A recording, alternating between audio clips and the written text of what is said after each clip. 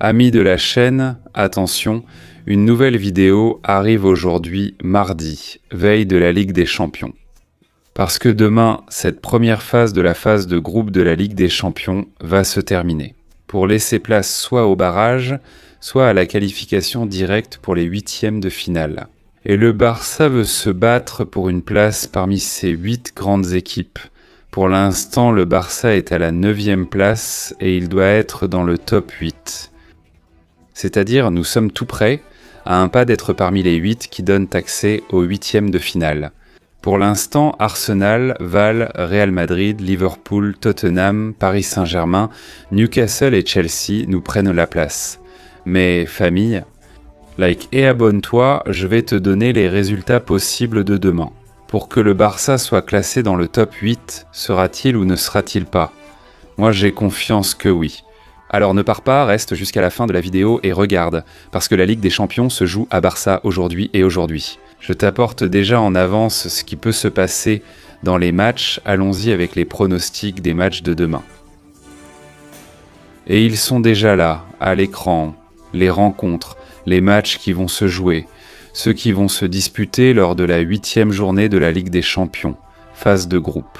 Demain, mercredi 28 janvier, tous les matchs vont se jouer, absolument toutes les rencontres à horaire unifié, c'est-à-dire tous à la même heure, 9h du soir, heure espagnole. Dans ce créneau horaire, tous les matchs se joueront en même temps.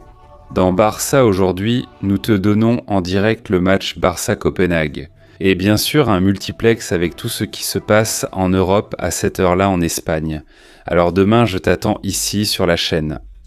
Voyons qui va gagner chaque match, l'équipe locale, l'équipe visiteuse ou match nul. Qu'en pensez-vous? Que les gens participent aussi dans le chat. Nous commençons par le premier match, une rencontre brutale entre deux clubs qui se battent pour le top 8. Pour l'instant, attention, les deux équipes y sont dedans. Je parle du Paris Saint-Germain et de Newcastle. Pour l'instant, Paris est 6e, Newcastle est 7e. C'est incroyable, ils sont à égalité de points. Et attention, parce qu'un match nul pourrait même les laisser tous les deux hors du top 8. Paris n'arrive pas dans sa meilleure forme, Newcastle en Ligue des Champions est en pleine lancée, et je pense qu'il peut y avoir une surprise. Même si le Paris Saint-Germain répond toujours présent au moment décisif, mes doutes persistent, mais je pense qu'il gagnera ce match. Nous allons donner la victoire à l'équipe locale. Nous mettons un 1 ici victoire du Paris Saint-Germain.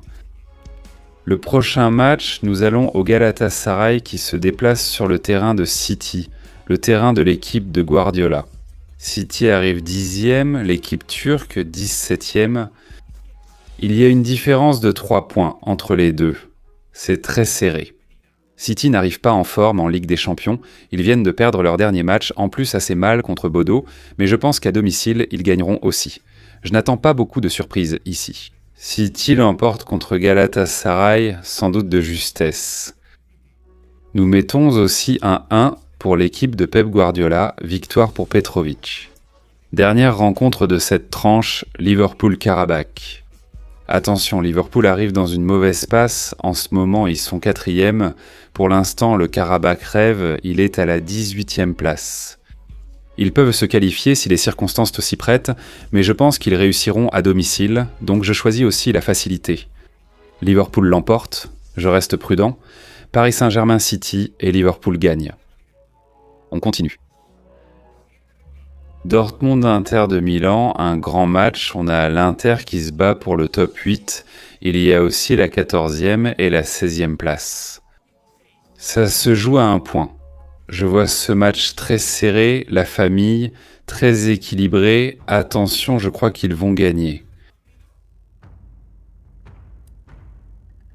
Le Dortmund, je pense que c'est Dortmund qui va l'emporter, par une petite surprise Dortmund gagne. Passons au Barça-Copenhague, je ne vais pas m'étendre. Je pense que le Barça va gagner ce match, idéalement avec 3 ou 4 buts d'écart, j'espère une victoire du Barça. Arsenal-Almaty. Arsenal va faire tourner, déjà qualifié avec le Bayern, mais je pense qu'ils vont quand même largement gagner. Victoire pour Arsenal. On descend maintenant. Leverkusen-Villarreal, grosse victoire de Leverkusen, période difficile pour Villarreal. Je pense qu'ils finiront une très mauvaise saison en Europe et seront éliminés parmi les 3 pires de la Ligue des Champions. Victoire pour les Allemands. Passons à Atlético de Madrid-Bodo, un bon match. Bodo vient de battre City et l'Atleti sort d'un très mauvais match contre Galatasaray. L'Atleti est à la 12e place. Bodo a gagné mais reste 28e. Rêve-t-il seulement d'atteindre les barrages ? Le Bodo compliquera la tâche, mais je pense que l'Atleti gagnera à domicile lors de cette dernière journée. Passons au match Benfica-Real Madrid entre Mourinho et Veloa, un duel intense où le Real Madrid est favori. Bien sûr, famille, et ce n'est pas parce que je suis du Barça, je te le promets. Je pense que Benfica, qui n'est pas en forme, va être très motivé et va donner du fil à retordre. Peut-être que le Madrid va gagner de justesse, mais il va beaucoup souffrir. Victoire prévue pour le Real Madrid, mais elle sera très difficile contre l'équipe de Mourinho. On poursuit avec d'autres matchs. Francfort-Tottenham. Ce match pourrait être décisif pour le top 8. Pourquoi ?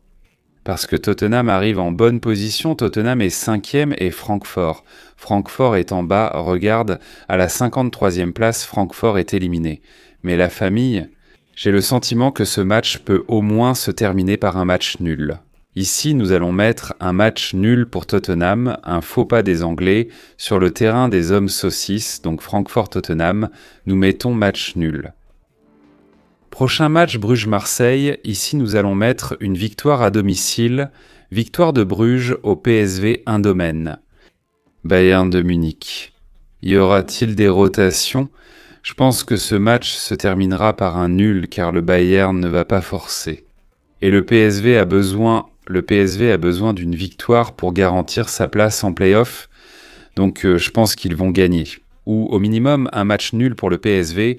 Moi je mise sur un petit match nul du PSV contre le Bayern de Munich, qui va faire tourner parce qu'il est déjà qualifié.